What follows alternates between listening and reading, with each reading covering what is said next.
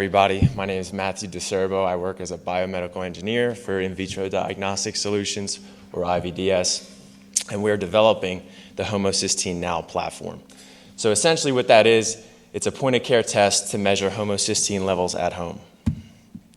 Now, IVDS was founded in 2017 by our CEO and founder, Robert Harper, who's here today. We've raised over $8 million in non-dilutive NIH and state grant funding. We have been developing and developed 10 products currently. We're planning to bring those to market in the future, 6 of which are on the screen. So we have our Homocysteine Now platform, our ADA2 deficiency platform, G6PD deficiency platform, a platform to measure CPK for FAODs, anemia platform, and a platform to measure phenylalanine for PKU patients. We've been awarded 8 patents and 18 SBIR grants and state awards. And as I just mentioned, we do develop at-home tests for monitoring rare metabolic diseases. So this table shows our grant funding through the years, and these are our active awards currently. Our 2 biggest active projects right now are our Prequine platform, which is for G6PD. We have a CRP awarded for that, and our PKU Now platform, which we have a phase 2 for monitoring phenylalanine levels. We also have 3 other phase 1 grants that are active right now, and that's our ADA2 Now platform, CPK Now platform, and our PKU Now Connect platform, which the PKU Now Connect is a web-based dashboard that patients and healthcare providers can sort of interact and monitor their symptoms, phenylalanine levels, diet, and other things that PKU patients need to monitor. So what is HCU? Most of you guys are experts, so I'm not going to dive too deep into it, but essentially it's the buildup of homocysteine and its metabolites in blood and urine. Recent literature also has reported that the prevalence of this disease is 1 in 10,000 rather than the very, very low prevalence. This is due to inadequacies in newborn screening methods. And there's severe pathological disorders that most HCU patients face, and it deals with bone health, neurodegenerative diseases, renal dysfunctions, cognitive impairments, and congenital defect development. It's very dangerous for pregnant mothers, the infants, and elderly population as well. People want to know if they have homocysteinuria and screen for that and know how to manage the disease. So the Homocysteine Now platform, I have the meter up here. It's a reflectance-based meter, and we include in the platform a disposable finger stick and blood draw kit, the handheld meter. We have a mobile application that guides the user on how to collect a blood sample and displays the homocysteine concentration in blood. We have the test strips for the HCY detection, and we have a blood capillary transfer tube to ensure that we are transferring the right volume of blood into the test strip well. Our analytical range is from 20 to 200 micromoles per liter, and the test, we're targeting a 5-minute test. This is, again, using whole blood from the patient, so it's just a finger stick. And a little bit more about the platform, just an overview. It's for determining homocysteine levels in a blood sample. We aim it to be inexpensive, portable, accurate, and real-time measurements of homocysteine. We want the meter to connect with the mobile application for wireless transmission of the percent reflectance for the mobile app to calculate a homocysteine value.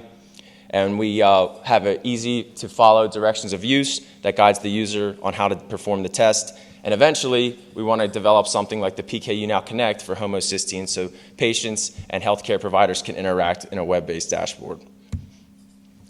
So as I mentioned, we have submitted a phase 1 grant for funding for the Homocysteine Now platform, where we will measure total homocysteine.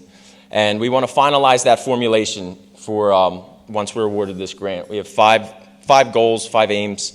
So we want to, as I mentioned, determine the formulation for homocysteine detection. We want to have an analytical validation of our membranes. So there's 4 membranes in our test strip, and we want to be able to produce them reproducibly and accurately. We want to eliminate hemoglobin bias in the hematocrit range of 30 to 52%. We want to continue to develop the point-of-care mobile application, and we want to establish concordance of our point-of-care test with the reference assay using purchased patient samples. We should actually hear back for funding of this grant in the next week or so. So if you sign up on our email list, we can definitely keep you updated. That's at the table back there. So how do we detect homocysteine, and what does our test strip look like? So homocysteine enters a cyclic amplification cycle, ultimately generating pyruvate, ammonia, and some more homocysteine to go back into the cycle. So how can we measure homocysteine? Well, we use the 4 membranes, as you can see in our test strip layer.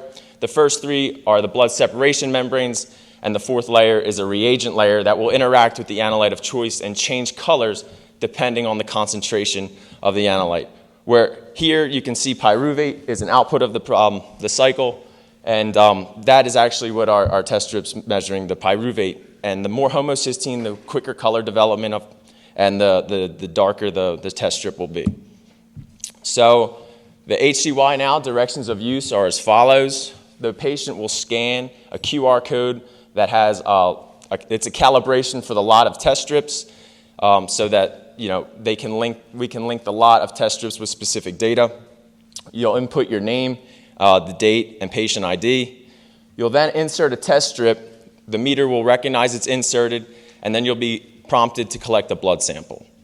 Once your sample has been collected using the capillary tube, you'll transfer the sample into the sample well of the test strip, and the meter will detect once the test strip starts changing colors. And once the strip has plateaued in color change, the homocysteine concentration will be displayed on the screen. And you can see it's in bold right there. It says HCY 100 micromoles per liter. So at IVDS, we have designated space for manufacturing membranes and design of the test.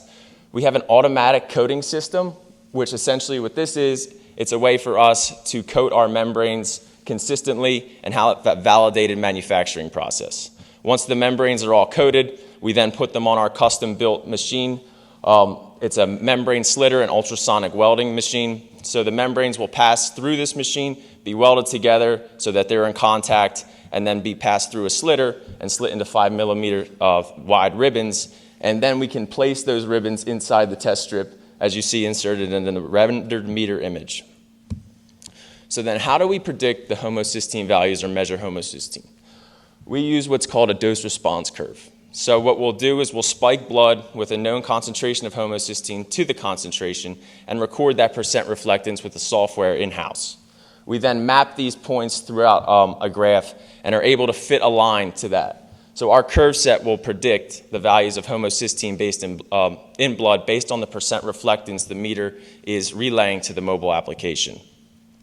We then wanted to ensure that our test strip is not changing colors over time after it plateaus. So we can see that the color change through the graph that's on your right does show sample stability over time, and it will plateau, and that's when the mobile application knows that the calculation is done. We are having some, there are some technical challenges with developing this platform. As I mentioned, we are measuring pyruvate, which is endogenous in blood. So that means that it's in blood, usually for patients. And we want to silence that interaction, and we want to mitigate that color change from just the endogenous pyruvate. So to do that, we were thinking about and have added in lactate dehydrogenase to mitigate that interference. And sometimes the serine that enters into the cycle will react with the CBL enzyme and produce pyruvate. So we are, experiencing some challenges with that. We want to titrate both of those concentrations down, and we'll continue design and development once the grant is received, hopefully within the next few weeks. So our developmental timeline is pictured on the screen. We aim for funding in Q3 to receive that of this year. And then in 2024 and 2025, we'll go into extreme design, development, verification, and validation methods. And then we aim for clinical approval through the FDA in early 2027, if not late 2026. So IVDS is composed of a team of scientists and engineers.